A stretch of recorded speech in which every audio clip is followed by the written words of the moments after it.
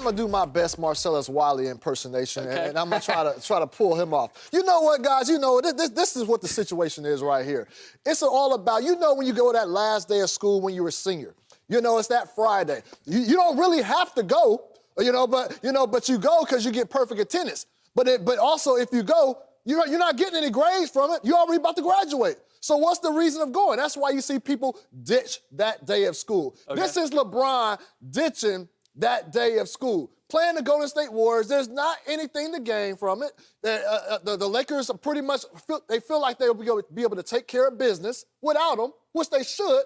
So why should LeBron go over there and play? So with that being said, yes, this is just a little load management. Okay. Just a little bit load management. Thank you. I got to it. Thank you for getting there. No. I just didn't know if you were going to be like the league where you're not allowed to say load management. I got to dress it up some other way. It's a little load management, but it's just going to school on the final day. Yeah. It's going not? No, he's not going. That's it. It's load management. Here's the reality, Rick. If the Warriors had Steph Curry and Klay Thompson on the floor, he would be playing. But since they're not, he's not. They have so much cushion in the standings. And Frank Vogel was talking the other day about wanting to find different ways to give Anthony Davis and LeBron James some time off before the end of the season. But I think in other games, they're going to be playing that 34, 35 minutes because, thankfully for the Lakers, they really haven't had any major injuries so far. Yep. All three of us were at the Pelicans game, if I'm not mistaken. Unbelievable. And he was on the bench eating red vines, not getting They say it's Twizzlers, though, right?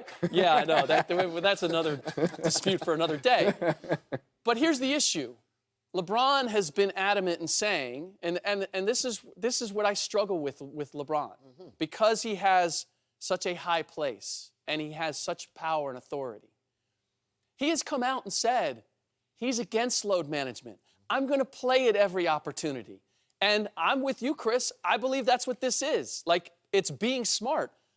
But you can be smart. Like, I have no problem with you load managing. What I have a problem with you saying is, I'm against load management. I don't believe in it. I play every night, and then you're taking a game off for load management. Okay. How do you reconcile that? Okay, Rick, let me bring this to your attention. You've been covering this league a lot longer than we have, so I will say this. You've always seen when it got to certain points of the season where guys would take nights off. But there wasn't a term for it. He was just taking a night off. Load management has become a term that is just viewed widely as just being negative. Yeah, negative. Now, this would have happened in a load management era, in a non-load management era. So, there's really no point in him playing. And Rick and Mark, we don't know. I know it's LeBron, but we don't know if the Lakers said, Bron, you sitting your ass down this game. We don't know if they said that, and he's just following suit. We all think and assume LeBron could call his own shot, but he could call his own shot. But Mark, that's it. LeBron, we give him credit for thinking the long game, for being intelligent. I mean, he's been able to have this durability beyond what we've seen any player have. When you come out and you say, I'm against load management, knowing that it's somewhere down the line, for the good of your team and your success, you got to take games off. I don't think this is Are you load not management. thinking? You're not thinking ahead. You can't call this load management, though. No. So then, what are you calling it? You taking It's a a day minor off. injury. Minor injury. It's been happening for years. We only term it load management because of Kawhi Leonard over the last few years. This is not load management. This is something players have always done. No, this is load management. What did you call it 3 years ago, Rick? It was load management. You call it load management 4 years ago. No. You didn't call it that, but it's the same thing. We're just calling it by a different name today. I got to back up Chris here. I think there's some gray area here, but I think the difference with LeBron is that he had an issue was with guys sitting out to treat preemptive injuries before it really happened, right? Where here, he's having a little bit of a minor injury and he's nipping in the butt. So you're believing that there's something to this groin injury? I'm not going there. No, I'm not going there. I'm not going there, but it's a very minor thing, and hey, why not? No. Minimize You can't have it both ways. No. You got to pick a lane. He got you there. Bro. It's either load management or he is doing something because he has an issue. Like Kawhi Leonard, for example, who's become the poster boy for load management. And he did that at the beginning of the season. And my mind is that he, for the last couple of years, has been dealing with a legitimate issue. It's why he only played 9 games. He didn't play 9 games that year because of a protest. He played 9 games because he didn't think he was capable of playing. He load managed last year because he wasn't sure that he could get to the finish line with the Toronto Raptors by playing every night. What you're telling me is that you believe that LeBron is taking this game off because he has a legitimate issue, not, as Chris has said, that this is just like Russell Westbrook or D'Angelo Russell who have taken pre-planned rest days. I think I'm basically saying the same thing Chris is saying, but just in different words. Chris doesn't see you on the same boat. He's going, no. I think I'm looking at it here. It's the end of the season. They have a cushion, and no one is ever 100% healthy at this point of the year, right? So I think it's more of playing catch-up. I think where LeBron has had issues is at the beginning of the year when you're in a lot healthier state, to then be taken nights off. Look at this. Look at this right now. Does this guy look like a guy who's worried because he's reoccurred his Some people handle his groin? injuries differently. When you're in pain, some people revert to eating candy to treat the pain. Yeah. You know what I mean? They want to make themselves feel good. It's comfort food, right? Comfort. Some people do that. I don't know what LeBron, I don't know what his healing mechanism is. That might be it.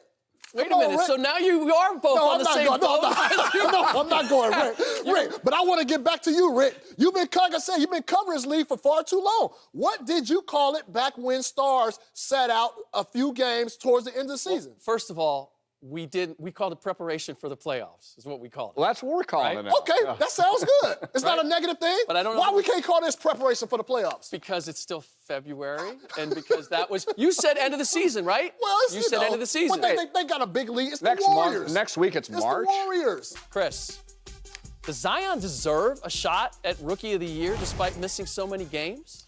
Look, he's putting up gaudy numbers. And let me say this. I spoke with the Pelicans, spoke with Alvin Gentry. They believe that if he continues this trend and plays throughout the remaining games of the regular season, that he should have a shot at winning Rookie of the Year. Now, I agree that he should have a shot at being in contention, but you cannot give Zion Williamson the Rookie of the Year after playing 37 games. That's the most he can play the rest of the season. The guy who won the award with the fewest amount of games before, Patrick Ewing in 1986, it was 50 games. Ja Morant has been there from start to finish, how he's turned this Memphis franchise around. Really not a true veteran guy in that locker room. He's kind of assumed that role of being a leader, point guard, and doing it on the court. It's hard for me to say somebody who's not even going to play half the season that they should get that award with Ja. I think it sets a bad precedent if that happens. Philosophically, I wouldn't have a problem with Zion Williamson winning Rookie of the Year award if Ja Morant wasn't in the way, because Zion's been posting up really good numbers. If you look at how many wins the Pelicans have had, I think it's like 5th best in the league since his return. But Ja has been so consistent throughout the season, and at the beginning of the year, everyone was kind of assuming the Grizzlies were going to be a lottery team. No, they're a legitimate playoff team, mostly because of Ja, and he's filling it across the board. He's setting guys up on offense. He's performing highlight reels, and he's a real gym rat and a guy that wants to study film. So he has all really the fundamentals down pat. So you have less of a problem with the 37 games and more of a problem with the fact that Ja Morant has balled out and deserves it over him. Exactly. I am 100% with you as far as Ja Morant is going to get my vote. Now, we all three have votes, right? Ja Morant is getting my vote. But I dare say I could see Zion Williamson winning this because you guys know the immediacy of what's happening here. Ja Morant and the Memphis Grizzlies are facing the toughest schedule in the NBA.